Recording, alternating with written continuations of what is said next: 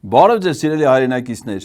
Antifake-ի հետ մենք շարունակում ենք մեր աշխատանքը և ձեզ ենք ներկայացնում Ղազարյան vs. Ղազարյան նախագծի հերթական 66-րդ թողարկումը։ Այս անգամ Պետրոս Ղազարյանի հյուրն է եղել ներքին գործերի նախարար Արփինե Սարգսյանը։ Իհարկե նրան ավելի շատ կսազեր 666-րդ թողարկումը, բայց նա կդառնա մեր 66-րդ թողարկման հյուրը։ Բաժանորդագրվեք Antifake-ի YouTube-յան ալիքին, հավանեք և տարածեք այս տեսանյութը Patreon, Donation Alert, Super Chat և բանկային փոխանցումներով օգնեք Antifake-ի թիմին այս և մյուս նախագծերը կյանքի կոչելու համար։ Մենք շարունակում ենք հետևել կարևորագույն իրադարձություններին կառավարության կատարողականի շրջանակներում դուք գիտեք որ ազգային ժողովում կատարած աշխատանքները ներկայացրեց ներքին գործերի նախարար Արփինե Սարգսյանը, վերջինս այսօր մեր տաղավարում է բարեկամ Տիկին Սարգսյան, շնորհակալություն հրավեր ընտրելու համար եւ մեր հյուրը Էդգար Ղազարյանն է։ Բարև ձեզ, պարոն Ղազարյան։ Սկսենք թմրամիջոցներից։ Ես կարդացի այսպիսի նորություն, որ Հայաստանի կառավարությունը թմրամիջոցների ապօրինի շրջանառության դեմ պայքարի նոր ռազմավարության շրջանակում քննարկում է անչափահասների կամավոր թեստավորման ներդրման հնարավորություն։ Ինչ է դա նշանակում։ Նախ Պետրոս, հələ մի րոպե, Տիկին նախարար, մինչև ձեր ասելը, այդ անչափահասների թմրանյութ օգտագործելը քեզ հետաքրքրում է, չափահասներինը չի հետաքրքրում, թե չափահասների հարցը արդեն համարում եք լուծած։ Հələ մի հարց ու ասա Տիկին նախարար, բաս այս տոննաներով կոկային էր մտել մեր երկիր, այդ կոկային բերողնով էր, ծախողնով էր, արտահանողնով էր, ընդ միլիոնավոր դոլարների մասին էր խոսքը գնում, հարյուրավոր միլիոնավոր դոլարների սենց մոռացակ, անցակ գնաց, այս պատմությունը, կլինի մի հատ պարզեք, ասենք Տիկին նախարար այդ մամուլում տեղեկություններ կան, դուք մամուլից էի, չէ՞ իմացել, որ անչափահասների ասում ես, այս պարեկները ձեր ենթակա մամուլում տեղեկություններ են տարածում, որ դրանք թմրանյութ են վաճառում, թմրանյութ են օգտագործում, մի հատ հələ իրանցից խոսեք, նոր անցեք անչափահասներին, եկաք միանգամից հասակ երեխեքի անչափահասների թմրանյութ օգտագործում, չափահասները թողօգտագործեն միլիոնավոր դոլարների Հələ ոչ մեկ դրա համար պատասխանատվություն չի ենթարկվել այս երկրում։ Իսկ անչափահասներից ինչ կա Տիկին նախարար։ Ասեմ, որ ունենք նոր ռազմավարության նախագիծ թմրամիջոցների ապօրինի շրջանառության դեմ պայքարի, որը թիրախավորում է հարցի երկու ասպեկտը՝ հանրային անվտանգության եւ հանրային առողջապահության, ինչու որովհետեւ մենք այն մոտեցմանն ենք, որ այս երկու ուղղությունները պիտի մեկտեղվեն, որովհետեւ թմրամիջոց օգտագործող անձին պետությունը պիտի նախ իդենտիֆիկացնի, այնուհետեւ նաեւ աջակցություն ցուցաբերի, որովհետեւ կարեւոր է հետագայում շղթան կոտրել եւ անձին բերել դեպի բուժման դաշտ, եթե կարիք կա որպես այդպիսին բժշկական ծառայություն մատուցելու եւ հետագայում կանխել հետագա օգտագործումները։ Մեզ համար շատ կարեւոր են հատկապես անչափահասների եւ երիտասարդության շրջանում այս խումբ հանցագործությունների կանխարգելման սկզբունքները նաեւ իդենտիֆիկացնել այս ռազմավարության մեջ եւ միջազգային փորձի ուսումնասիրմամբ մենք նաեւ որոշակի մոտեցումներ ենք ձևավորել նաեւ անչափահասների մասով։ Կա հետեւյալ պրակտիկան, որ անչափահասները կամ պարտադիրության սկզբունքով կամ կամավորության սկզբունքով բարբերաբար թեստավորումներ են անցնում, որպեսզի հասկանանք կա արդյոք թմրամիջոցների օգտագործման դեպք տվյալ անչափահասի մոտ, թե չկա։ Տիկին նախարար, մի րոպե, այդ այդքան ոստիկանների թիվը որ ավելացրել եք, բայց դրանք ինչով են զբաղվում, որ հələ պիտի մի հատ անչափահասներին է տանեք ստուգման ու պարզեք։ Այդ պատգամավորներին տարեք ստուգման ՔՊ-ի։ Հենա Նիկոլ Փաշինյանի հանձնարարությամբ տարել եք, որի մազից, որի մեզից ինչ տեսակի թմրանյութ ասած հանել եք։ Մեկին հələ մինչև падգամավոր ընտրվելն եք տարեզոր ամբողջ 24-ը մոտից հանեզոր ամբողջ 24 գրամ դեղնականաչավուն զանգվածը։ Այսինքն այս քանի մեջ եկեք կպել եք դպրոցների երեխեքին։ Այդ դպրոցներում բա մի տնօրենը հիմա դարձել եք երկու տնօրեն, մեկը վարչատնտեսական տնօրեն է, մեկը սաղ տնօրեն են հիմա դպրոցում։ Բայց այդքան ուսուցիչների, տգետների դպրոց տանելու փոխարեն հենա թողեք թող իրաց գործով զբաղվեն այդ ուրեմն ուսուցիչը դասեկը չգիտի, հա, իր դասարանում 16 երեխեն կամ 20 երեխեն կամ 30 երեխեն, ով ինչով է զբաղվում, ինչ ընտանիքում է, ինչ միջավայրում է, բայց այդ դպրոցներում մանկավարժությունը միլիոնավոր դրամ ծախսում է հանրակրթության վրա, միլիոնավոր դրամներ դոլարներ ծախսում է ոստիկանության համակարգ պահել։ Բայց դրանց գործի անունն ի՞նչ է։ Դե ուսուցիչների գործը մենակ տգետների դպրոցում գնալ Աննա Հակոբյանի դասախոսությունը լսելն է, ոստիկանների գործն էլ նրանց անվտանգությունն ապահովելն է։ Հիմա դե պիտի աշակերտներին տանենք, բայց ձեր գործի անունն ի՞նչ է։ Նաև ակնհայտ է, որ կա աճ։ Միանշանակ կա աճ, Միանշանակ գլուխը դες գովում, հա տիկին նախարար։ Այսինքն այդ ձեր գործը այն է, որ հանցավորությունների քանակը աճի, մահվան ելքով դեպքերի քանակը աճի, թմրանյութերի շրջանառությունը աճի, թմրամոլների քանակը աճի, բայց դրան զուգահեռ նաև աճի ոստիկանության քանակը, պետբյուջեից ոստիկանությանը հատկացվող ֆինանսավորումը, այդ սաղ մեր երկրում աճում է։ Համ ֆինանսավորումն է աճում, համ ոստիկանների քանակը, համ էլ հանցագործություններն ու թմրամոլությունը, բայց պիտի հակառակն լինի, չէ՞։ Բա պետությունը փողը տալիս է, միջոցները հատկացնում է, որպեսզի թմրաշրջանառությունը պակասի, որպեսզի թմրամոլների քանակը պակասի, բայց ձեր մոտ աճ, գլուխն է գովում տիկին նախարարը։ Մեծ հաջողության հասե իր պաշտոնավարման շրջանում թմրաշրջանառության ծավալները եւ թմրամոլների քանակը աճում է։ Շնորհավորում եմ ձեզ տիկին նախարար։ Մեր բարեկները կունենան նոր շենք, նոր մեքենաներ, նոր օպերատիվ կառավարման շտաբ, տիկին նախարար, նոր չեն նրանց մեքենաները, շենքերը եւ այդ կառավարման համակարգը նոր չէ, բայց ինչ են հիմա էլի sense թարմացնում։ Պետրոս դու խաբար չես սրանք ինչ են անում։ Դու տեղյակ ես բարեկները քանի ավտո են ջարդե արդեն։ Բա IQ-ները ցածր մրցույթ են անում, ում IQ-ն բարձր է, գործի չեն ընդունում։ Բանը մրցույթ էին հայտարարել, ասում են բարեկային ծառայությունում կարող են աշխատել բարձրագույն կրթություն չունեցող անձինք։ Ոստիկանության ակադեմիա ունեն, բայց բարեկ դառնալու համար այդ ակադեմիայի շրջանավարտելու պահանջ չկա, այսինքն մարդը կարա ոստիկան լինի առանց ոստիկանական իրավաբանական կրթություն ստանալու։ Մեկը կա նոր վարորդական իրավունքի վկայականստանում, մի քանի օր հետո դառնում է բարեկ։ Բայց դրա համար տարել են սաղ այդ ավտո, իշկա ջարդե մարդը, ինչքան վնասներ են տվել։ Դու էլ ասում ես նոր, ինչ կապ ունի նորը, ավտոն նոր է, սերվիսից անում ես, տանում ես, խփում ես պատին, էլ լավ ջարդած ավտո։ Որովհետև համակարգ են ներդրել ցածր IQ-ով նոր պրավա ստացած բարձրագույն կրթություն չունեցող մարդկանց բերե սարքել են բարեկ։ Տենց չի տիկին նախարար։ Թե հենց հատուկ ընտրություն է անում պարոն Դանիել Լեոնիսյանը։ Միջալոց դուք մենակ եկեք այստեղ հարցազրույցի։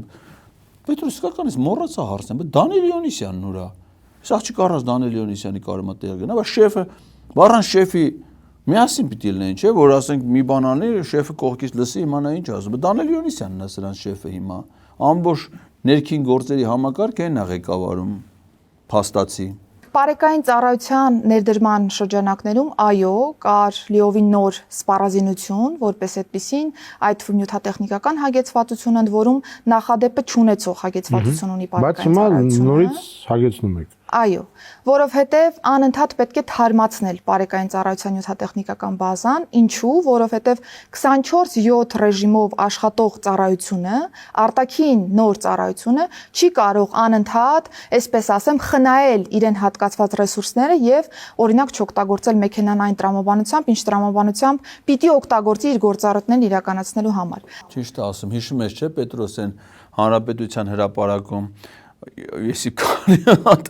բանով բարեկի մեքենաներով բաներով ընկել էին մի հատ խամերը հետևից չէին կարող կանգնացնեն այդ խամերը էլ կառավարության շեմ քիչ էր մնում մտնել Բարսանար Նիկոլի կաբինետ այդ հայատներով բաներով սենց է բարեկները չկարող ասում են չեն կարող մեքենան քշենք դրա վրա հանկարծ մեքենան գյոզալ մեքենա տանեն խփեն ջարդեն բան դա սրանց բարեկներն են ուրեմն այ Պետրոս պետական բյուջեից ես իմ քանի 100 միլիոնավոր դրամների ֆինանսավորում են ստանում ամեն ամիս։ Միացյալ Նահանգների դեսպանատունը օգնել է բարեկային ծառայությանը, տեխնիկական օժանդակություն, գույք, համազգեստ, տեխնիկական միջոցներ։ ԵԱՀԿ-ն օգնել է, ուրեմն Եվրոպական միությունը օգնել է։ Նույնիսկ Ռուսաստանի դեսպանությունը ջրային բարեկների համար կացերներ է առել նվի։ Էլ մարդ չկա, որ սրանց ինչ որ բանով օգնած չլինի։ Ֆինանսավորումը կա, տեխնիկական, ուղղակի ծառայությունը արդյունավետություն չունի, հանցագործության մակարդակը նույնն է, ժողովրդին սկսել են ուղղակի ավելի շատ տուգանել, բայց այդ տուգանքի հետևանքով ոչ պատահարներն է պակասում, ոչ հանցագործություններն է պակասում, ոչ մի սաղ հələ աճում են։ թմրամոլներ աճում են, ուղղակի ֆինանսավորումը մեծանում է։ Հլետի արտաքին ծառայություն, բայց դե իրանց համար մի քիչ պայմաններ էլ է, չէ՞, պետք բարելավել, ասենք, խո մենակ դրսում ծառայությունը չէ, բայց հիմա գրասենյակը լինի, սիրուն իրա լողավազանը լինի, սպորտ դահլիճը լինի, խոհանոց, բան, նախատեսել եք այդպես բաներ, ասենք, ուտելու տեղը, այնպես լավ ուտելու տեղը լինի, բան, այնպես նորմալ սավունա, մավունա, դες բաներ կա տիկին նախարար, թե չէ, պիտի լինի, էլի դե բարեկների համար պետք է մի հատ առանձին տեղ, ինչ է կարծում։ Կա այդ Պետրոսի ասած հարցի մեջ դες բաներ։ Սա է պատճառը, որ մենք տարիների կտրվածքով պիտի անընդհատ թարմացնենք մեր նյութատեխնիկական հագեցվածությունը եւ ըստ այդմ բարեկներին հնարավորություն տանք շարունակելու նույն ինտենսիվությամբ աշխատանքը։ Երևանի դեպքում մենք ունեինք տրանսպորտային միջոցների հետ կապված խնդիր, բացի այդ մենք նաեւ ավելացրել էինք հաստիկները շուրջ 100-ով եւ հետեւապես կարիք կար թարմացնելու նաեւ ավտոպարկը, ըստ այդմ արդեն ապրիլի 16-ից 67 նոր էլեկտրոմոբիլներ են հատկացվել բարեկային։ Այո, նոր էլեկտրոմոբիլներ են հատկացվել բարեկային ծառայողներին եւ նրանք արդեն իսկ Երևանի մակարդակով ծառայություն իրականացնում են այդ տրանսպորտային միջոցներով։ Տիկին նախար, էլեկտրոմոբիլը վատ չի, բայց եթե էկոլոգիայի տեսանկյունից չէ, էլեկտրոմոբիլը էկոլոգիայի համար է, չէ՞, նայում, որ բնությամբ օրինակ արտասահման միջազգային փորձը որ նայում եք, արտասահմանում շատ տեղեր կա, բարեկները ոստիկանությունը նաեւ ձիով են ծառայություն իրականացնում, քաղաքներում, զբոսայգիներում, բաներում ձիով։ Մեր մոտ իհարկե ձի պահելը դժվար է, այտենց ձիերը քիչ են, բան, էշ վերցրեք, էշ։ Ասենք օրինակ էշերին բերեք, թո մեր բարեկները նաև հեծանիվ ունեն, մոպեդներ ունեն, այն ինքնագլդորներից ունեն, սկեյթն է մնացել որ չունեն, մեկ էլ էշը։ Էշ բերեք, հա ես էշերից մեկի տեղը գիտեմ, տիկին նախարար։ Այ իրա օրինակով կարակ շատացնենք։ Նախիրի մեջ ամենաբարձր զռացող էշը։ Ասեք դրա ճակատը պաչելու փոխարեն կարելի է բերել, օգտագործել բարեկային ծառայության մեջ։ Մի հատ էշ կբերեք, երկրորդը դրա հետևից կգա, երրորդ, չորրորդը էշեր էլ օգտագործեք բարեկային ծառայության մեջ, նյութատեխնիկական բազան ու հիմնական շեշտը դրեք նախիրի մեջ ամենաբարձր զռացող էշերի վրա։ Խնդրում եմ ձեր մոտ նշեք դա որպես առաջարկություն։ Ինչ կարծիք ես Պետրոս։ Դու ինձ թվում է պիտի գոհ ես այդ առաջարկից։ Այս նոր շենքում մենք բնականաբար ունենք քաղաքացիների սպասարկման համար նախատեսված նոր մասնաշենք, որն ավելի հարմարավետ է մեր քաղաքացիների համար, եւ նրանք կարողանում են այստեղ այցելել իրենց համար նախընտրելի ժամին, դիմել կոնկրետ բարեկային ծառայողին կամ բողոքարկել տարբեր վարչական ակտերը կամ հանդես գալ պարզ առաջարկություններով կամ բարձրաձայնել իրենց մտահոգությունները շատ ավելի ազատ, շատ ավելի ապահով պայմաններում։ Իմացար Պետրոս, սրանից հետո մարդիկ էլ չեն գնալու Երևան պարկ, չգիտեմ, Լունա պարկ, ստենդե, եկավ, ամուսին եկավ տուն, կինն ասել, ինչ ես կարծում, այդ երեխեքին չվերցեն գնանք բարեկային ծառայություն, ընդ քաղաքացիների սպասարկման նոր կենտրոն է բացել տիկինա։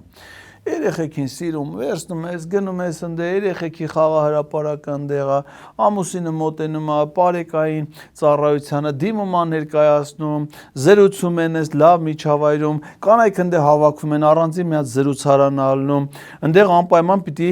լողավազան չէ կլինի մի հատ սպորտ կոմպլեքս փոխվեն մի հատ բարեկների հետ քաղաքացիները մի հատ բասկետբոլ խաղան, մի հատ ֆուտբոլ խաղան, մտնեն մի հատ լողանան, նստեն սաունայում, զրուցեն քաղաքացիներն ու բարեկները իրար հետ, մեր հանրային անվտանգությունը լավ միջավայր պետքա ձևավորի, պիտի այդ արդյունավետությունը բարձրանա, հիմիկվա պայմանները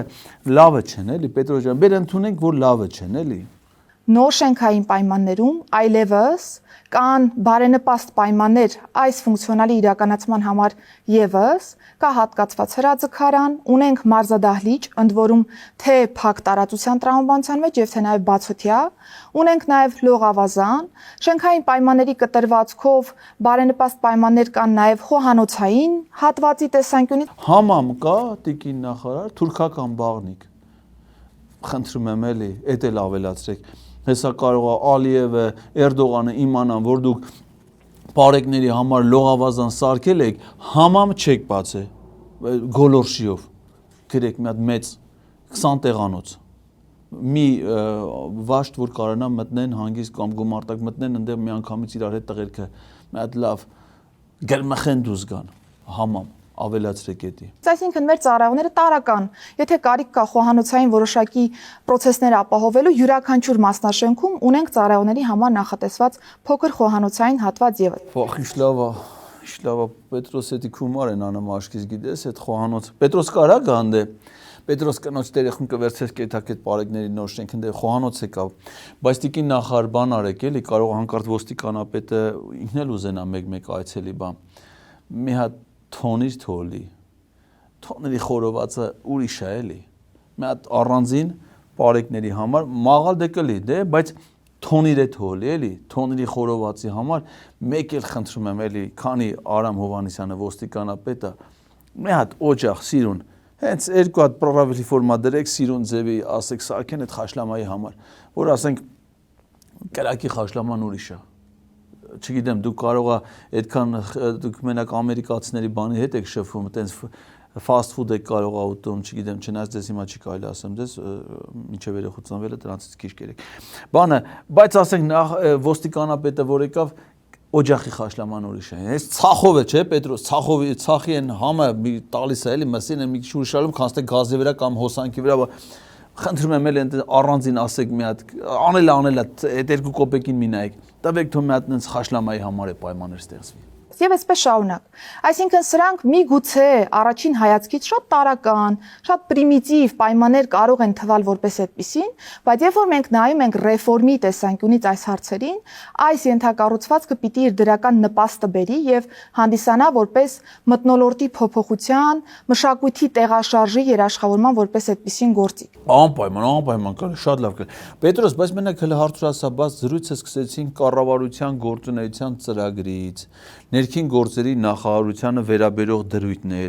այդ խաշլաման, այդ պարեկների լողավազանը, այդ պարեկների խաղահրապարակը, բանը, այդ կառավարության ծրագրի որ կետում ասա հələ հարցրասատիկին նախարար ամրագրված, կառավարության ծրագրից ինչ կա։ Դուք դուք մոռացել եք որպես նախարար, ոչ թե պիտի խաշլամա սարքեք, այնպես խոհանոցային պայմաններ ստեղծեք, բարե, այլ պիտի կառավարության ծրագիրը կյանքի կոչեք։ Այդ ծրագրից տեղյակ եք տիկին նախարար, որ տես ծրագիր կա, որ դուք պարտավորություն եք այդ ծրագիր անեք, որ այսօր հանրային հեռուստաընկերություն ձեզ հրավիրել են դրա համար, թե սյուրպրիզ է ձեր համ, բա, այդպես բաներ կա, տիկին նախարար։ Ու այդ ծրագիրը ամերիկացիները չեն գրել, Դանիել Յոնիսյանն չի գրել։ Նիկոլ Փաշինյանն է գրել, գիտեք, ճանաչում եք Նիկոլ Փաշինյանին, զգույշ եղեք դրանից։ Այդ ամեն ինչը շատ կարևոր է, բայց տեսեք, տարական մի օրինակ, հա, ես օր չկա, որ չտեսնեմ կամ թեթև կամ սուր վթարային իրավիճակ, դուք էլ կփաստեք, որ վթարները շատ են մեր քաղաքում, եւ մի առյուծի բաժինը պայմանավորված է նրանով, որ ղեկի վրա հեռախոսով խոսում են։ Ընդ որում ոչ կարճ, երկար ժամանակ նայում ես, ասում ես ինչ անում, մեկը նայում ես, տեսնում ես հեռախոսի մեջ է։ Ինչու չեն բռնում այդ մարդկանց։ Պետրոս, կարող է դու Շամշյանն ես։ Այդ վթարների մասին ո՞րց ես իմանում, որ օրը մի քանի վթար ես տեսնում, հերիք չի։ Հələ մի հատ է կանգնում ես, հա, մոտենում ես, վթարի պատճառներն ես ուսումնասիրում, ու պարզում ես, որ այդ վթարների միակ պատճառը հեռախոսով խոսալն է։ Բռնեք տունգաներ կար այդ հեռախոսով խոսացող, որ դու գիտես, քանի վթարայել է, քանիսի պատճառ, վիճակագրություն կա։ Հա, տիկինը, դուք համաձայն եք Պետրոս Շամշյանի հետ։ Այս դա Արա ամեն հաղորդմանը քեզ մի ազգանուն դրենք Պետրոս, անցած անգամ Ալիև, այս անգամ Շամշյան։ Արա դու այդ Ղազարյան ազգանունը շատ է զաբանանում Ալաբուլայրևում, հա, դա քեզ ոնց որ вообще չի սազում։ Չէ՞ որ հեռախոսով խոսալ երթևեկության ժամանակ դա ոչ միայն քո կյանքի, այլ դիմացի կյանքն ես վտանգում։ Համարյա խմած լինելու հավասար մի բան է։ Ինչու չեն կանգնացնում եւ չեն բռնում։ Ամենակ հեռախոսով խոսալն է Պետրոս, բա որ այն քշելով վատ որ շուռ են գալի, դենց հետևի պասաժիրը, գիտես չքամ վարորդ կա որ խոսալուց շուռը գալի հետևին հետ խոսում, շուռը գալի կողքին։ Այ մարդասը դեմդ նայարը, կետաս վթարը կե, մտ դիկի նախարար ինչ եք մտածում, մտ կամերայի ինչ տեսակ կարելի է դնել բոլոր ավտոների մեջ, որ վարորդ ասենք խոսելու, որ ավտո քշելուց խոսում է, կամ շուռը գալի բանա հարցնում, կողքերն է նայում, բայց դու գանվի արա, սաղը պիտի դու գանվեն արա։ Բարերի քանակ սահմանեք տիկին նախար։ Ասեք կամերան որ ֆիքսի։ Մարդը մեքենա քշելուց քանի բառ օգտի։ Ասեք 10 բառից ավել պիտի չօգտագործի։ 11-րդ էլ դու գանքը դնում եք, բալերը պակասեցնում եք, մատը պրավայցից զրկում եք։ Այ քեզ բան։ Դու լսեն։ Վերվարշապետը խոսում է թողը, թե չէ մեկ է տենում ես տաքսի ես նստում, այս իշխանությունների հասցեին են խոսում, սրա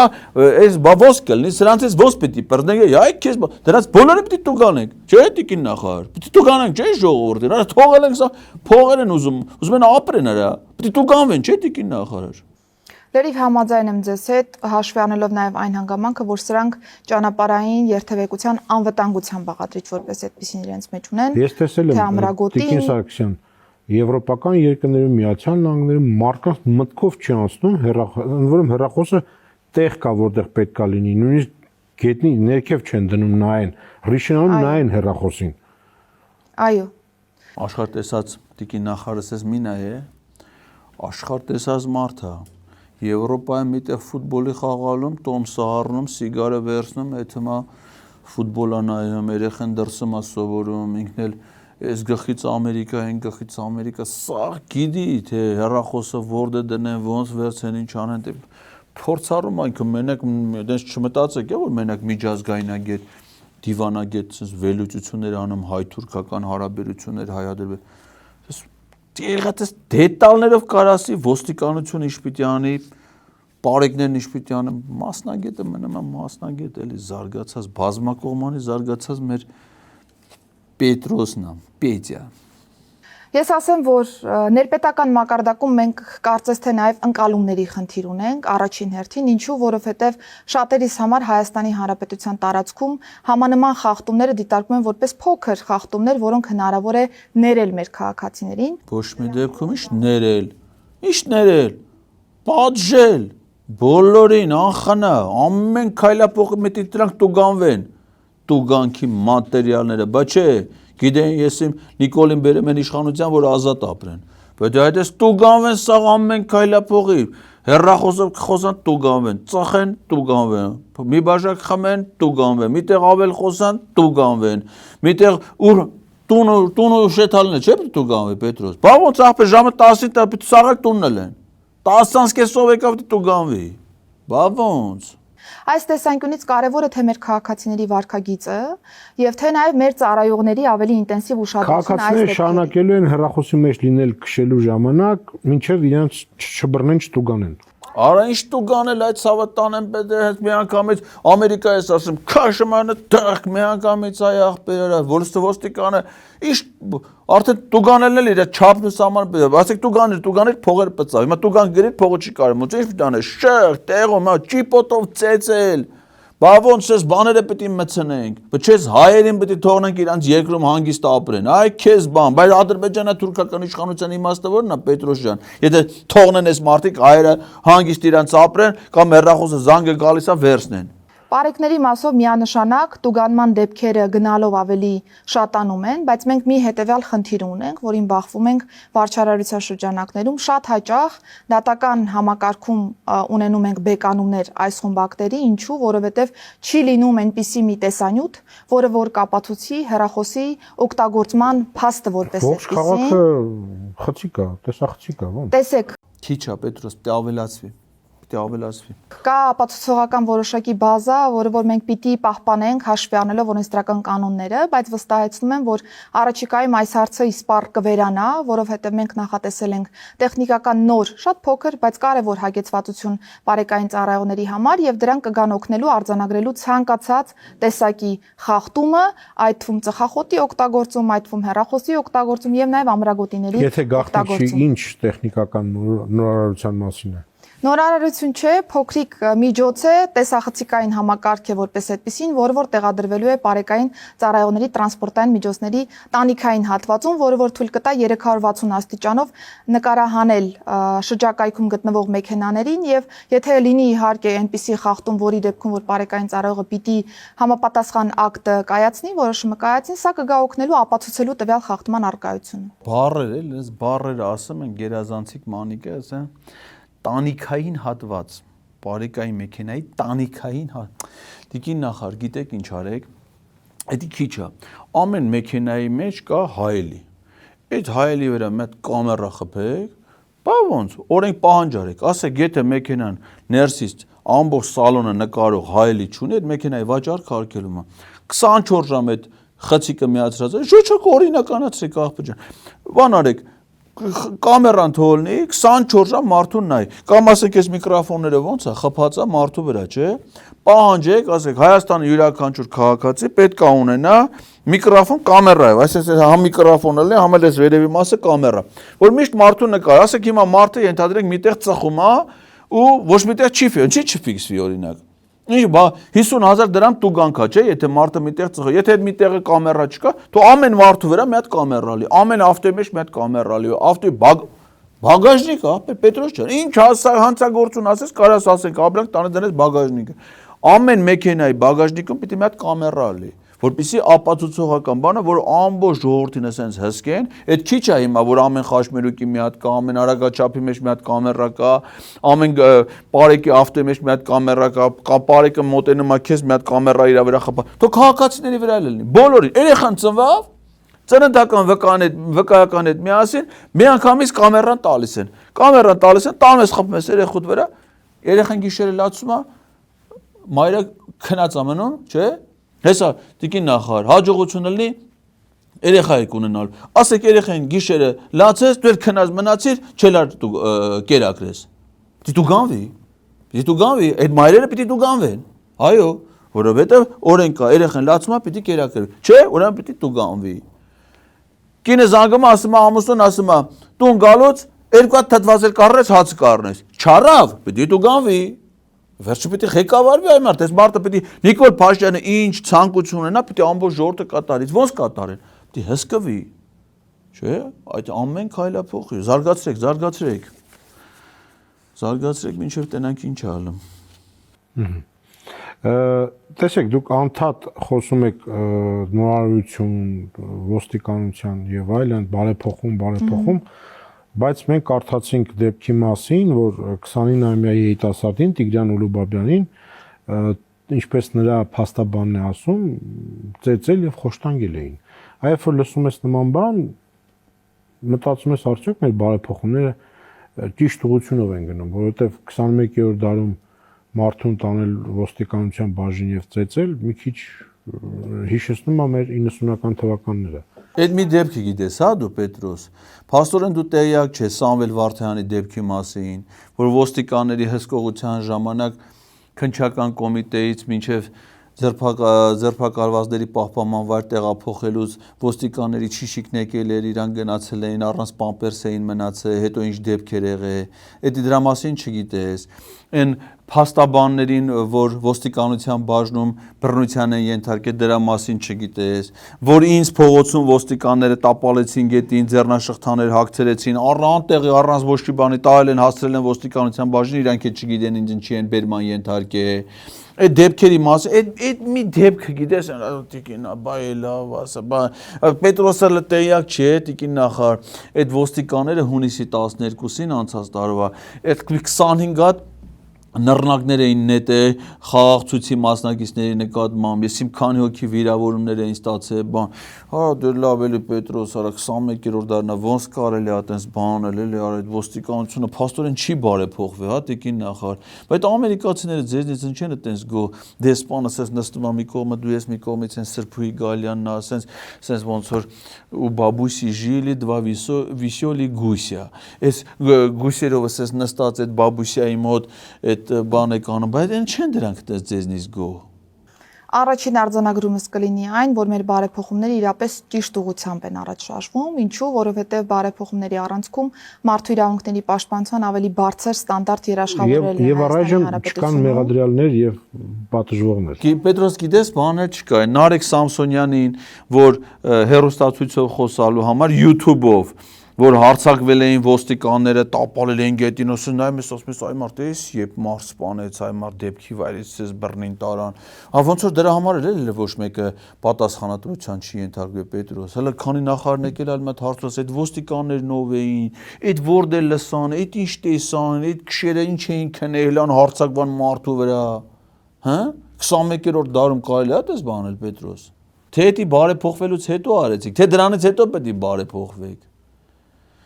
Ձերը բարեփոխումով բանդուս չի կա, ձերը փոփոխումով է բանդուս գալու, փոփոխումով։ Հələ դու գնացեք ֆիզարծակուրդ, կգա կտենաք արդեն ինչքան բան է փոխվել։ Հիմա դրան էլ կգամ։ Շատ կարևոր է մարդու իրավունքների պաշտպանության ավելի բարձր ստանդարտներ երաշխավորել եւ այս տեսանկյունից մենք արդեն իսկ նախաձեռնել ենք բոլոր ձերբակալվածներին պահելու վայրերում եւ բաժիններում տեսահասկման միասնական մեկ կետից կառավարվող հստակ համակարգ ունենալու նախաձեռնությունը, որը որ մեզ թույլ կտա իդենտիֆիկացնելու հնարավոր խախտումները եւ հետագայում ապացուցողական պատշաճ բազա ունենալու։ Այսինքն ոստիկանական բաժանմունքները 24 ժամ կնկարահանվեն։ Այո։ Մենակ ոստիկանության բաժանմունքները Պետրոս ջան ամեն ինչն է պետք է նկարահանվի, ամեն ինչ, ամեն քայլափոխի, այսպես կամերան պետք է դնեն ասես մարդու վրա, մարդը իր համար ման գա, ամեն ինչը։ Դեպքի բարձրաձայնումից հետո մենք անմիջապես իմ հանձնարարականով ներքին անվտանգության եւ հակակոռուպցիոն վարչությունում նախաձեռնվել է ծառայողական քննություն, այնուհետև ունենք նախաձեռնված քրեական վարույթ եւ քրեական վարույթն է, որ պիտի հաստատի կամ հերքի կոնկրետ իրավիճակի արկայությունը եւ պիտի փաստեմ, որ այս պայծրությամբ քրեական վարույթը ընթացքի մեջ է։ Ես առիթ ունեցել եմ թեմային անդրադառնալու, դրա համար կխուսափեմ այս պահին որոշակի գնահատականներ տալուց։ Տիկին նախարար, այդ մի կողմ էլի, քանի որ դուք հիմա արդեն հղիկին եք, մի հատ խնդրում եմ այդ նայեք այդ ծառայողական քննություն արվեց ձեզ մոտ են ոստիկանության մայորը, որ հղի կնոջը սպանել էր։ Փաստորեն դա օրինական էր եղել, հա, այտենց կարևոր էր էլի։ Այդքան շատ կարևոր էր, որ Նիկոլ Փաշինյանը աշխատանքային օրվա ավարտին գնար ազգային ժողովում միայն քաղաքացիական պայմանագիր խմբակցության падգամավորների հետ հանդիպամի ձևաչափ, որ ազգային ժողովի կանոնակարգը նույնիսկ չի նախատեսում ու անպայման պետք է այնքան արագ գնային, որ կանաչ լույսի տակով հետիոտնային անցումով անցնող հղի կնոջը սպանեին, նոր գնային։ Ծառայողական քննությունը գոնե մի հատ կարծում եմ ձեր կարգավիճակից ելնելով էլի մի հատ հլետի պարզեք իմացեք, որ ես իմ էլի դրա կրկնվել է ինչքանով է ճիշտ, ինչքանով է լավ, դա ոնց որ մի քիչ պետքա պարզվի ոնց որ, հա։ Չեք ուզում պարզվի։ Ոնց որ հիմա մինչև հիմա չի պարզվել, չէ՞, այդ քրեական գործով բան, ոչ մեկ ոնց որ պատասխանատվություն չի կրել դրա համար։ Ընդհանրապես դեպքեր ունեք, որ ոստիկանությունն աշխատողները այդ կարգի դեպքերի համար երբևէ պատասխանատվության են։ Ես մինչև հիմա իմ դեմ իրականացված ոստիկանության ոչ մի ապօրինության գործով հələ որևէ մեկը նկատողություն անգամ չի ստացել։ Կստանաք անպայման։ Հիմա ես հակառակ կողմից հարց տամ Տիկին Սարգսյան։ Այ նույն եվրոպական երկրներում, Միացյալ Նահանգներում ես տեսել եմ, որ մարդկանց մտքով չի անցնում ոստիկանին հետ բարձր խոսալ։ Հա? Ճիշտ եք։ Մեր մոտ մենք տեսնում ենք հայհոյում են, ինչ ասես ասում են, հրապարակային ձևով։ Այդ հարցը ոնց պետք է լինի, որ ոստիկանը պաշտպանված լինի։ Ես ապշել կարելի է ոնց կարելի է հայել ոստիկանին հրապարակային ձևով եւ շշվացնելով գնալ։ Ոչ մի բան։ Շատ ճիշտ եք։ Ճիշտ, դուք էլ ասացիք, չէ՞ որ ճիշտ է։ Տիկին նախարար, իսկապես այ մարդ մեր երկրում այդ խեշ ոստիկանները սաղորը ժողովուրդը այդ ոստիկաններին առելա ոտերի մեջ խոչի ծեծում, խոչի ջարդում,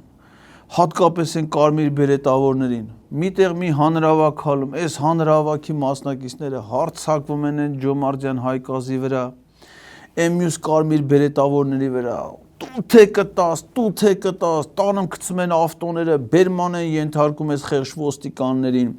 Այն մի հատ падգամավոր կար ազգային ժողովի։ Այդ մենակով տեսար չէ Պետրոս այդ կադրը, падգամավորը երևի մի ինդեի 60-50-60 ոստիկանի, արա խոչեր ջարդում, այդ կարմիր հատկապես այդ կարմիր բերետավորների բան։ Բա այն խեղճ ոստիկանները Պետրոս են բանի Եռաբլուրում զոհվածների ծնողները հարձակվել էին այդ սև բերետավոր, կարմիր բերետավորների վրա, քաշքշում էին սրանց, տանում էին այդ ոստիկաններին, լցնում մեքենաները, այդ ոստիկաններից մեկի թևը ջարդվավ, այն բանը կին ոստիկաններին, ուրեմն այդ զոհվածների ծնողները Պետրոս բռնել էին այդ կին ոստիկաններին, ասես 4 կողմից ոտերից բռնել էին, տանում էին այդ հարասենք ոնց կարելի է ասես մեր ոստիկանների նկատմամբ շատ են տանջում, ծեծվում են այդ խեժ ոստիկ, առավոտը դուրս են գալի ծառայության, այդում են այսպես ջարդվում, ծեծվում, այ մարդ, սես բան ոնց կա, հեր դու ասում ես Եվրոպայում, Ամերիկայում, Դուբայում, ամենտեղ նորմալ է, թե մեր մոտ, այս ժողովուրդն չի կպի այդ ոստիկաններին, առավոտը ցիրիկոնը սես ծեծում, ջարդում, հատկապես այդ կարմիր բերետավորներին, այ մարդ, իդ ինչ են անում, ման։ Վայ Պետրոս, լուրջ եմ ասում արա, իշլավա քեզնից մի հատ է։ 2024 թվականին 5485 անձ զրկվել է վարորդական վկայականից։ Սա համաձայն եք սարսափելի մեծ թիվ է։ 5485 անձ։ Դա մեծ թիվ է, բայց կարծում եմ դա իրական եւ ճիշտ թիվ է, որովհետեւ եթե իրականում ոնց եք չափում, որ դա իրական եւ իրականը պարզ է, իրական է, որ ճիշտ թիվ է։ Ճիշտ թիվ է այնքանով,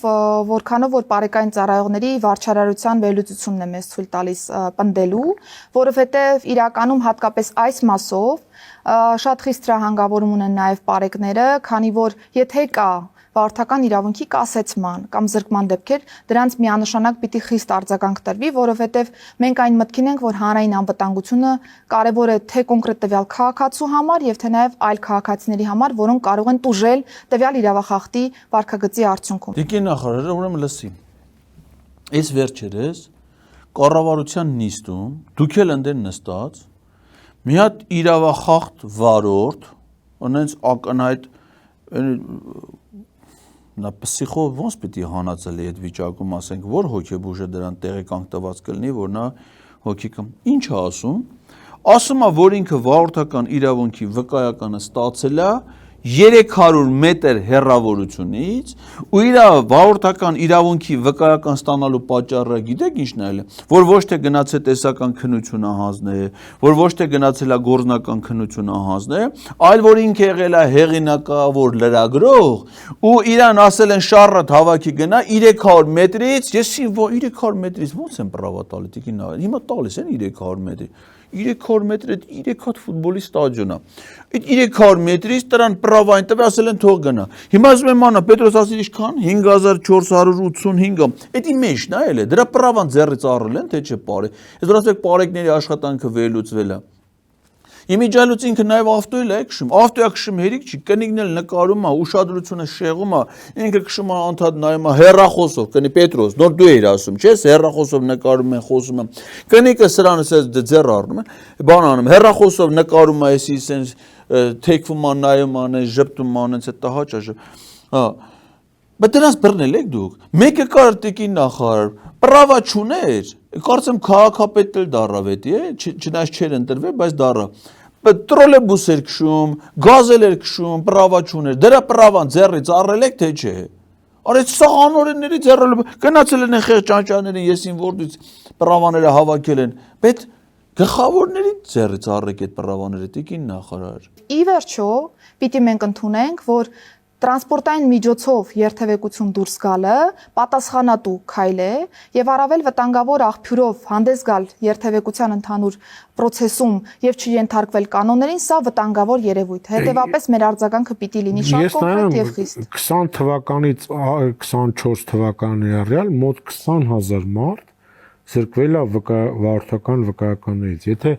մի 5 տարի էլ այս տեմպերով գնա, այս տեմպերը աճում են, ես վախենամ, որ դուք կլուծեք Երևանի տրանսպորտի հարցը։ Տես Պետրոս, ոնց որ գլխին գար։ Նայել, դու ասում ես 20000 պրավայից են, չէ՞ զրկվել, բայց չես ասում 5000 երիտասարդը կյանքից է զրկվել։ Բասենք եթե Արցախում պատերազմը չլներ, այդ մարդիկ ողջ մնացած լինեին, հիմա պիտի գային, պրավա ստանային, ավտո քշեին, պրոբկա լիներ։ Դες քանի հազար մարդ COVID-ից մահացավ, չէ՞։ Այդ մարդիկ հիմա մնային, պրավայով լինեին, երթևեկեին, պիտի պրոբկա լիներ, վերացրեցին։ Այս ճանապարհային երթևեկությունը չնայած այդքան բարեկ ունեն, այդքան բան ունեն, 333 մարդ Պետրոս մենակ 2024 թվին վթարներից մահացել է։ Ինչքան է վիրավորումներ ստացել, բայց դա արվում է, աշխատում են այդ մարդիկ։ Հեսա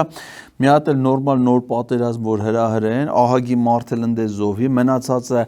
Հայաստանից թողնեն գնա, մի հատ այնց նորմալ ցեղասպանություն որ կազմակերպեն, ունեսի սիրունք թեթևանա երթևեկություն, հիմա օրինակ Պետրոս դու բան ես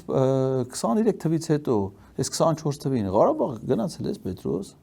Քեզ կթողնեն, գիտես, անես մեծ հաճույքով է քեզ ընդ կընդունեն, կարող է մի հատ գար մորթեն ոտերի տակ հիմա թուրքերը գիտես, որ դու գնադ Պետրոս։ Կնկատ վերցում հատ գնացեք եկեք էլի։ Հիմա որ Ստեփանակերտ գնաս, չէ, Պետրոս։ Խաղաղ, հանգիստ, ոչ ավտո կա, ոչ մարդ կա։ Բանի այդ խցանումների Ստեփանակերտում ոչ մի խցանում չկա, այդ հարցը լուծվել է։ Հիմա նույն ձևի այս մարդիկ նաև այստեղ Հայաստանում կլուծեն, որին սկզբից կտու կանեն, հետո բալերը կհավաքեն գլխներին, հետո համ կտու կանեն, համ բալերը կհավաքեն, այն տաքսիստներին արդեն հասցրել են եսիմուր մեծ մասը հենց անօրինական քշում արդեն այնքան են տուգան է, որովհետև այս քաղաքում այսքան կամերա ի՞նչ է, հələ մատ լսի ինչ է խո, ինչ խոսած ասած, տուգանենք, ինչ խոսած ասած տեսահսկում ավելացնենք, սեյդակների վրա դնենք, ավտոների վրա դնենք, պարեկների, մեքենաների, ինչ ասած, տանիքային հատվածներում տեղադրենք, սաղ տեղերը կամերաները դնեն, տուգանեն, պատժեն, որն է մնա տանեն, կոտորեն, ցեղասպանեն, որպեսզի մնան մենակ իրանք ու թուրքերը ու այլևս ամեն ինչ լինի հանգիստ, դու ելս ես քո համար Պետրոս կգաս արդեն ոչ հեռախոսով խոսացող կլինի, ոչ վթար կլինի, հանգիստ, սիրուն ձեր համար Այս մի քանի հոգով թուրքերի հետ կապրեք։ Մալադես Պետրոս, մալադես քեզի։ Եթե լինի կարիքը ել ավելի մեծ թվով անձանց զրկելու վարորդական վկայականից կամ կասեցնելու նրանց իրավունքը, ապա դա վստահաբար արվելու է։ Դուք ունեք նոր կրթահամալիր, այսինքն միաձուլվել են։ Ինչ է դա տալու։ Դու ինչ է նկատի ունես Պետրոս, տգետների դպրոցը Աննա Հակոբյանի։ Հա, թե ուրիշ բան, ինչ նոր կրթահամալիր գոյություն ունի։ Նոր կրթահամալիր, նոր հաստատություն է բացվել, տիկին նախարար, թե մեկը փակվել է հաստատ, ու դժվար բան բացածել եք կրթահամալիր։ Փակած կլնեք, ինչն եք փակի հետաքրքիր է։ Տեսեք, մենք նախկինում ունեինք երկու կրթահամալիր, Ոստիկանության ակադեմիան եւ Ճգնաժամային կառավարման պետական ակադեմիան, որոնք պատրաստում էին մի դեպքում ոստիկաններին, մյուս դեպքում փրկարար ծառայողներին որպես այդպիսին։ Բայց պիտի փաստենք, որ հատկապես Ոստիկանության ակադեմիայի կրթահամալիրի դեպքում այն դեռևս 20-րդ դարից գոյություն ունի եւ տարբեր կարգավիճակներով է հանդես եկել, եւ եթե 20-րդ դարում ոստիկանության աշխատանքից ակնկալվող չափանիշները կամ պահանջները բնորոշ էին 20-րդ դարին, ապա բնականաբար այս ժամանակահատվածում այդ չափանիշները մեզ բավարարել չեն կարող։ Իհարկե, կրթահամալիրը իր արժև դրված խնդիրը գերազանց կատարել է տվյալ ժամանակահատվածի համար, բայց վաղուց արդեն ոստիկանության աշխատանքը առանձին մասնագիտություն է եւ մենք կարիք ունենք տարբեր հմտություններով օժտված անձանց պատրաստելու եւ ընդգրկելու ոստիկանության աշխատանքում։ Եվ հետեւապես այս նոր կրթահամալիրը հենց այս տրամաբանությունն ունի, որպեսզի մենք կարողանանք ժամանակակից պահանջներին համապատասխան ուսուցում ապահովելու մեր ծառայողների համար եւ հետագայում ինչն է ել ավել կարևոր, որ բացի բազային կուրսից, որը որ թույլ կտա մեր ծառայողներին մուտք գործել համակարգ, պիտի նաև շարունակական կրթություն կարողանանք ապահովել։ Այսինքն ոստիկանները որոշակի փրկարարական հմտություններ ձեռք բերեն, փրկարարները որոշակի ոստիկանական հմտություններ։ Այնքանով, որքանով դա անհրաժեշտ կլինի ոստիկանի աշխատանքի դեպքում ապահովելու, մյուս դեպքում փրկարարի, բայց միաձուլում ասվածը չի ենթադրում գործառույթների միաձուլում։ Հասկացա ինչ են արել։ Փասեցի չէ, փակած կլինեն։ Ճգնաժամային կառավարման ակադեմիան փակել են, միացրել են ոստիկանության ակադեմիային, դե այն էլ կփակեն, որովհետև ասում եմ, այն 20-րդ դարում ոստիկանների նկատմամբ եսի միշտ պահանջներ կային։ Պահանջում էր, որ ոստիկանը գնա ոստիկանության ակադեմիայում կրթություն ստանա, ոստիկանության մասնագիտություն ձեռք բերի, ընդ որում դա հատուկ լինի, տարբերվող ենթադրենք պետական համալսարանի իրավաբանական ֆակուլտետ, ճիշտ է ստանա իրավագետի որակավորում, բայց հատուկ ոստիկանությունում ծառայության համար մասնագիտացված ուղղություն, փրկարարներ դառնա, հիմա ժամանակին ասենք կար արտակարգ իրավիճակների նախարար, հիմա քանի որ միավորվել է ինքը դառել է նախարար, մի հատ ցուցուլյան կամոյել, մի հատ միլիցու տալ է նշանակել են փրկարար, որ նույնիսկ ոստիկանության օրը փրկարարի համազգեստը չի ուզում հագնի, ոստիկանի համազգեստը իր էության մնացել հələ 20-րդ դարի մլիցա, էլի մլիցա։ Հա, հիմա քանի որ էլ բանը ոստիկանն էլ հիմա գիտես պահանջները փոխվել է 21-րդ դարում Պետրոս ջան։ Էլ արդեն մարդիկ ասում է դպրոցը ավարտել ես, կարասետ ասել ես պարեք։ Էլ ոչ կրթության պահանջ կա, ոչ բան կա, համել արդեն տգետների դպրոց կա։ Մարդը մի անգամ ասում դպրոցն ավարտել է, լսում է իրանց գյուղում, իրանց համայնքում Աննա Հակոբյանի տգետների դպրոցի դաս։ Վռած գրվում է, այդում նստում է Աննա Հակոբյանը գալիս է, խոսում է 5-րդ դարից, Մովսես Խորենացի, ասում են ժամանակվանից մինչև հիմա մենք չենք փոխվել, մնացել ենք 5-րդ դարում, մենք հետա մնացեք, մենք դա մտի թուրքերը մեզ սաղից վերացնեն։ Հա, մեկ էլ իր մարդն ալում է Նիկոլ Փաշինյանը, այն բանի նմանը sense Steve Jobs-ի նմանը sense միկրոֆոնը դրած ջինսով հելնում ասում է, «Էսի պատմական Հայաստանը չի արդեն, էս իրական, հա, всё, պատրաստի միլիցիա, ախպեր, ոստիկան, 20 IQ-ն ցածր, գիտելիք չունի, ոստիկանության ակադեմիան ինչի է պետք։ Ընդհանրապես вообще Պետրոս, տունը ինչ եք խոսում։ Որ գալիս է տուն, ինչ ասում։ Պետք է փակվեն, չէ՞, սա համալսարանները, գիտությունների ազգային ակադեմիան, այդ բոլոր ինստիտուտները։ Այախբեր ինչի է պետք։ Դպրոցները, մարզային բուհերը, փակեք վերացրեք այախբերերը, պատում է հայերը կրթություն ստանան, ես իմ մասնագիտություն ստանան, այդան դրսերում հենա իրանց համար որտեղ հացանդե կացարա կրթության վարչապետը տեսոր ախպեր երկիրաղեկավոր բարձրագույն կրթություն ունի, դու ասում ես մարդ հետա կրթություն ստանան նորլիվո։ Ինչի է պետք սա փակեք պետք է նախար արագացրեք կրթություն հաստատություն։ Տեգետների դպրոց կայս երկրում վերջացավ գնաց։ Մարդիկ կլսեն հիմա խնդրենք Աննա Հակոբյանը երկրորդ դասախոսություն է, մի հատ դրա համար եկա ակադեմիաները, համալսարանները վերացրեք թող էթա, Պետրոս մի հատ բան կանես էլի։ Դեկին նախարար Ժաննայի համար վերցեք Պետրոսի կնիկն է, ինքը հիմա այդ համալսարանները բան փակելով ինքն է զբաղվում է, Բրյուսովի համալսարանները ուզում փակել, մանկավարժականը, ֆիզկուլտ ինստիտուտը, գիտությունների ակադեմիան, տնտեսագիտականի Եղիգնաձորի մասնաճյուղը արդեն փակում են, այն հեսա մյուս մարզային բյուրները։ Մի հատ բան արեք ինքը Պետրոս ջան, մատ խնդրում եմ էլի Ժաննային ասա, արա թո թարգի այդ դպրոցների զուգարաներից արդեն համը դուս եկե Պետրոս։ Արդեն լուրջ եմ ասում, ժողովրդին դուրել չի գալ այդ ինքը ամեն անգամ Նիկոլետ որ այդ մտնում այդ տղաների զուգարան շատ տհաճ է նայվում։ Ես չգիտեմ դա դու, բայց իսկապես շատ տհաճ։ Թող թարգի մի հատ տիկին նախարին օգնի, ընդ է կարող է ինչ որ ուսումնական հաստատություն, կենտրոն, չգիտեմ, վերապատրաստման կենտրոն բան մնացած, բայց փակեք վերացրեք թող էթա։ Կետան Բաքու վեպեշեք սովորեն։ Տիկին Սարգսյան, քրեական տարերի դեմ պայքարի ամենաէֆեկտիվ ձևը երևի կհամաձայնվեք, դա ի սկզբանե կանխարգելելն է, չէ՞։ Իսկ դա քրեական ենթամշակույթի այսպես մեր հանրային օրգանիզմից հանել եւ դուրս շպրտելն է, չէ՞, ամենակարճ ձևը, որ երեխաները եւ այլն։ Բայց մենք հիմա ունեցանք մի դեպք, երբ ասենք քաղաքապետ է Գյումրիում ընտրվում մարդ, որ ասում է, ես ինչի համար ես կգյուլեմ եկեղեցում, չգիտեմ ում, Սրբազանը ասում է, քեզ չի հասնի, մենք քեզնից առաջ կգյուլենք այնտեղ, մենք թասիբով տերտերներ ունենք, խոսում է գողերի մասին, խոսում է, որ գործ տալը լավ բան չի եւ այսինքն լրիվ սիրուն քրեական ենթամշակույթ է։ Այդ մարդիկ, որ կրթվում են այդ կրթահամալիրում եւ տեսնում են հերոսացույցով եւ ԶԼՄ-ներով այդ կենթանի օրինակը, ո՞նց եք դուք պայքարելու քրեական ենթամշակույթի։ Դուք շանս չունեք հաղթելու։ Պետրոս ջան, ախ դու քրեական ենթամշակույթից ես խոսում, քրեական մշակույթը թողել ես։ Դու ասում ես Դες բանը ես գիտեմ էլ ինչ ես ասում։ Քաղաքապետի թե սենց է ասում։ Դու ասողն ես ասում, անողին չես ասում, բայց չես ասում ՔՊ-ական Վարդենիսի քաղաքապետը ինչեր էր արել, ՔՊ-ական Մեծամորի քաղաքապետի սկանդալային պատմությունները, ՔՊ-ական падգամավորների կրիմինալի հետ առնչությունները, տոյլ չգիտեմ էլ սպանություն, էլ սենց դեպքեր, ՔՊ-ական падգամավորների անունները մեջը խառը,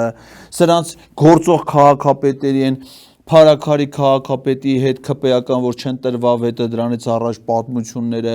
այսինքն այդ իրանց չեմ ասում Երևանի թաղապետանում էլ չի մնաց, թաղապետ չբռնեն, թաղապետի տեղակալ ամիսը մի հատ Երևանի քաղաքապետարանում քրեական մշակույթի ներկայացուցիչներ են բռնում, չգիտես ոնց ալնում, որ ամբողջ քաղաքապետանը կոռուպցիայի մեջ թաղված է, մենակ քաղաքապետն է որ չեն բռնում։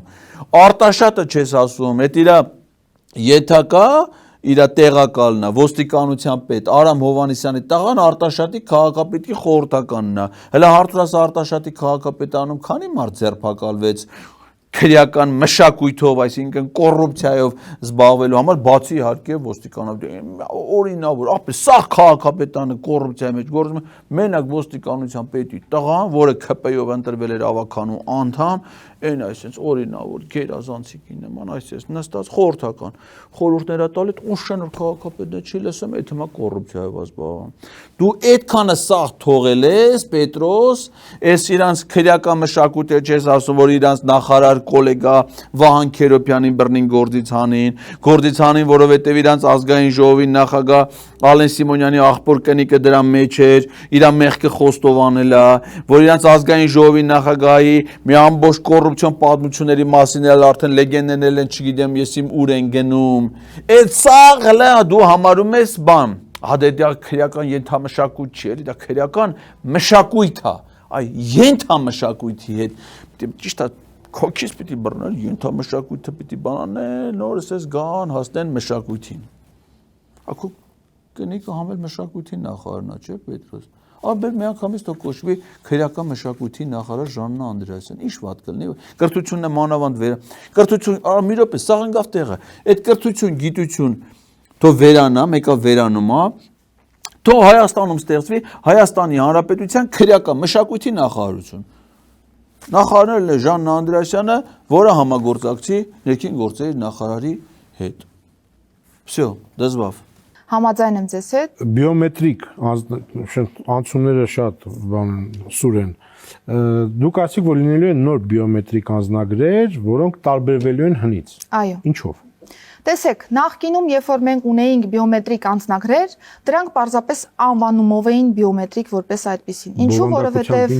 դրանք բովանդակության պարզապես փաստաթղթեր էին, որոնք ունեին կենսաչափական որոշակի տվյալներ, մատնահետք, կոնկրետ նկարահանման եղանակով լուսանկար, բայց երբ որ մենք ուզում ենք հասկանալ կա բիոմետրիկ համակարգի պաշտպանվածության ենթակառուցվածքը, կամ այն բոլոր անվտանգային դետալները, որոնք որ թույլ են տալիս մեզ իրականում ասել, որ այո, Հայաստանի Հանրապետությունում կա բիոմետրիկ համակարգ, վստահեցնում եմ, որ մենք բիոմետրիկ համակարգ երբեք չենք ունեցել Հայաստանի Հանրապետությունում։ Սուտ ասում Հայաստանում ներդրվել է